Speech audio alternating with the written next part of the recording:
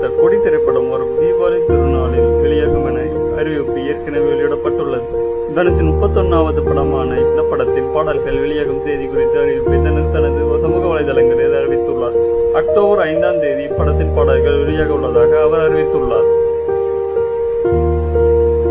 முதன்முறையாக தனுஷ் பிரபல இசையமைப்பாளர் சந்தோஷ் நாராயண் அவர்களுடன் கைகோத்திருப்பதால் இப்படத்தின் பாடல்கள் பெரும் எதிர்பார்ப்பை ஏற்படுத்தியுள்ளது. தனுஷ் முதல் முறையாக இப்படத்தில் இரட்டை வேடத்தில் நடிக்கிறார். அண்ணன் தம்பி என 2 வேடங்களில் அவர் நடித்திருக்கிறார். ஒரு கதாபாத்திரத்தில் அவர் அரசியல் பிரமுகராகவும் தோன்றுகிறார். கொடி ஒரு அரசியல் கலந்த த்ரில்லர் கதையாக உருவாகியுள்ளது. இப்படத்தை எதிர்நீச்சல், காக்கிச்சட்டை ஆகிய படங்களை இயக்கிய துரை செந்தில்குமார் இயக்கியுள்ளார்.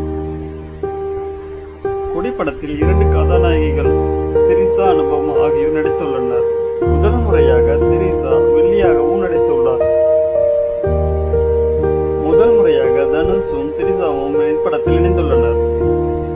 இப்படத்தை வெற்றிமாறன் மற்றும் எஸ்கே பார்ட்ஸ் மதன் இருவரும் இணைந்து தயாரித்திருக்கிறார்கள்.